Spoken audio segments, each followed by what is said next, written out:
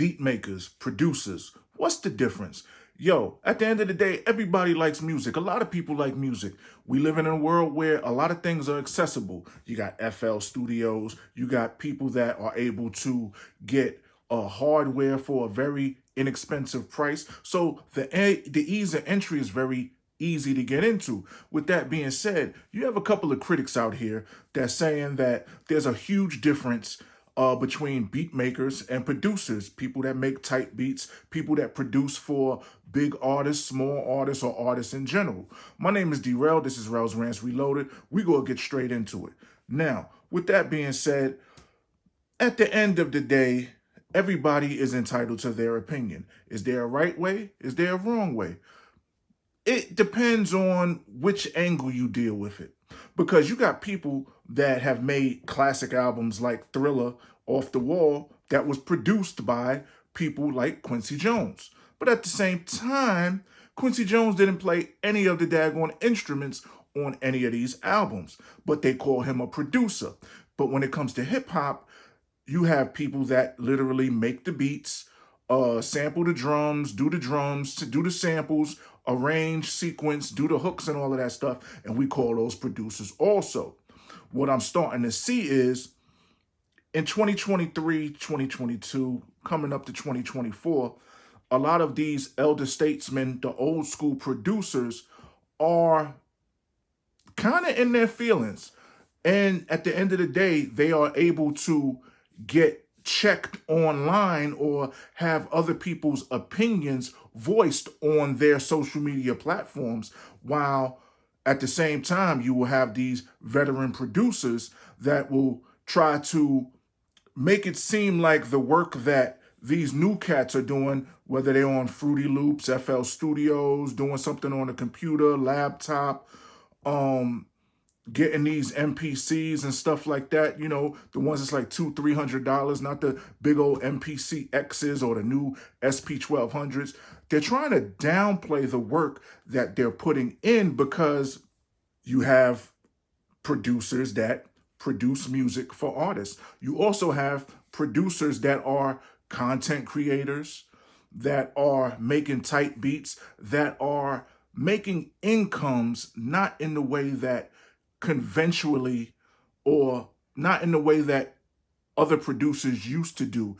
And it seems like some of these producers feel like they have come to a point in their career where they're kind of obsolete because they don't want to change with the time. At the end of the day, music is always about change, whether the sound or the format or the way it's distributed or taken in. So you have to look at it like this. The old school producers really can't come out their mouth and say, and not all of them, some of them, I'm not going to say no names, they know who they are.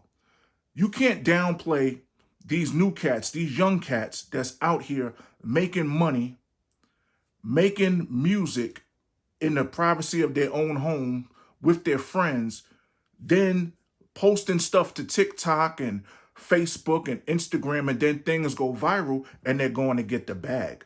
That's a way to get the money. You might not like the sounds of the new music. And me, myself, I'm 46 years old. I don't like a lot of this new music. I feel it's hot garbage.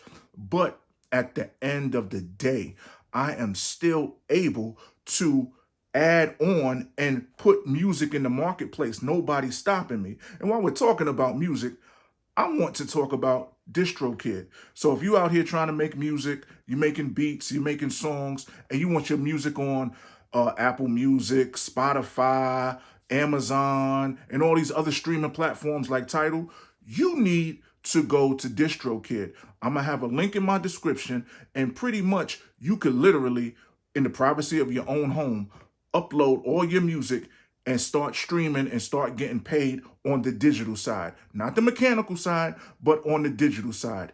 It's pretty much a distributor for all audio streaming services. And now we're going to get right back into it. Like I was just saying, you have a lot of old hip hop rappers, old school, the veterans.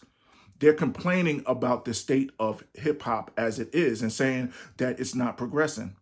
At the same time, Nothing's stopping these guys from creating new music. I feel like a lot of these older hip hop heads, these older hip hop artists have gotten used to being up here, being, they have a sort of ego with them.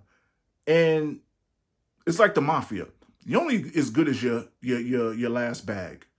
So you could get respect for what you did 10, 15, 20 years ago. People want to know what you're doing now.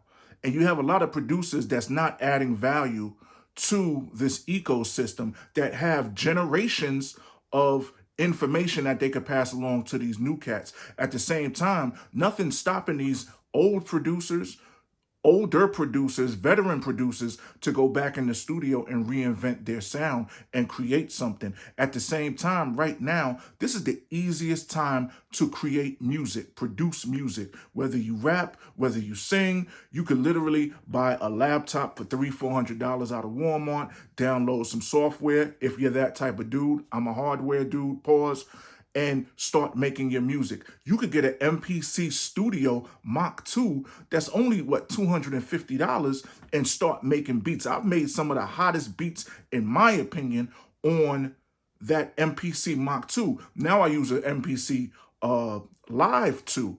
And I got my beats in the description. They'll be in the description.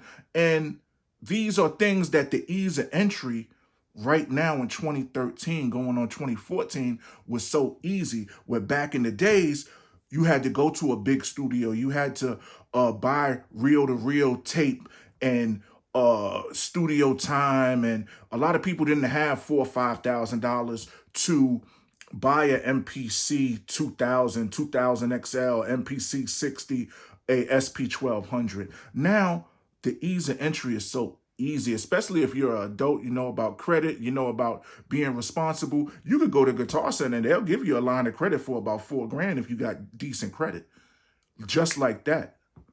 So with that being said, I think there needs to be a huge discussion on, with the old school, older, I'm not trying to say the old school that's old school is outdated, but with the old school heads that don't like what the new school cats is doing. Because at the same time, these new school cats are getting to the money and they're using all of the tools that are in front of them right now. And I think that's what a lot of these seasoned veterans need to start doing, not to become relevant, but to add on to their customer base. Yo, you got MCs and producers that's in their 40s that started when they was in their teenage years, that started in the mid 80s, early 90s, that's pushing 50, 55, you know what I'm saying? So you got to realize a lot of these cats, your fan base is not these 19, 20, and 16-year-olds.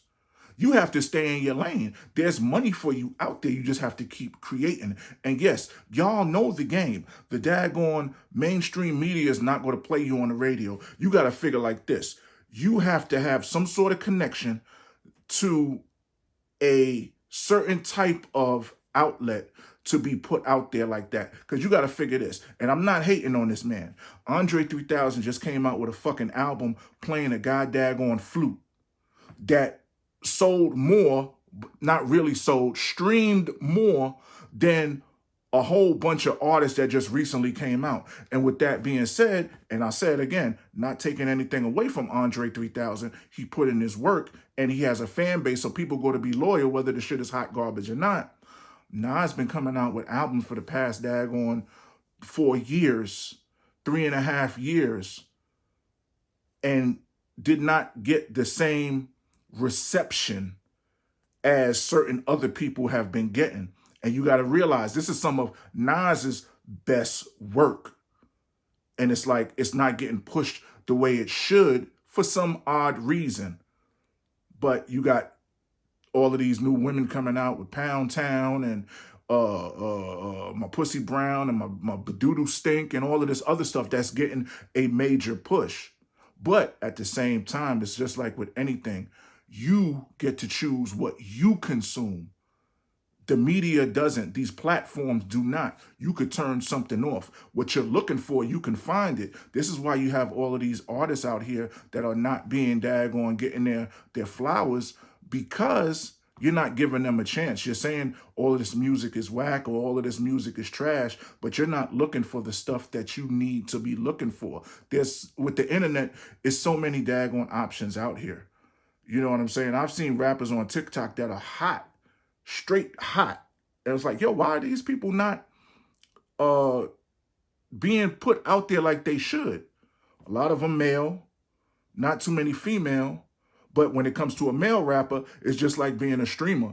If you a female streamer, only thing you got to do is have titties. If you a female rapper, only thing you got to do is shake your little ass and say something that's suggestive of being a prostitute, and you're going to go viral. That's the way it is. But at the same time, if you really love your music, do your music. Let me get back on track, and then we're going to wrap this up. To sum it all up, there's really no huge difference between a producer and a beat maker. Yes, these young cats are making tight beats. They're making beats that are honoring older producers that are well established. They're making money off of YouTube. They're making money off of BeatStars and all of these other platforms and DistroKid. A lot of these older producers had very good business dealings with record labels. So these record labels would put them on an artist and have them produce these beats for them, for these artists to rap over. It's really not too different anymore, because there's nothing wrong, or it's nothing really different between somebody that makes a tight beat and then somebody rhyming over that tight beat. Because the person that rhymed over the tight beat is the lyricist. The person that made the beat is the producer. So don't try to take away from what these new cats are doing and some of these older cats are doing, because you have a lot of these older cats that didn't have that lane back in the 80s and 90s and early 2000s that are now jumping on to what the younger producers are doing with the content creation, putting your beats on Twitter, YouTube, Instagram, YouTube shorts and all of this stuff, and getting exposure and then doing tutorials. How about you add to the community of hip hop, of rap, of this thing that we all love called music? Because at the end of the day, a hot song is going to be a hot song, whether it's made by somebody from the early 80s, 90s, and 2000s, or somebody from 2013, 2014. Because when you get that daggone goosebumps and it makes you feel good inside, you know that's something that you can resonate to and you're going to fall behind. My name is D-Rel. This is Rel's Rants Reloaded. I'll holler at y'all later. Peace.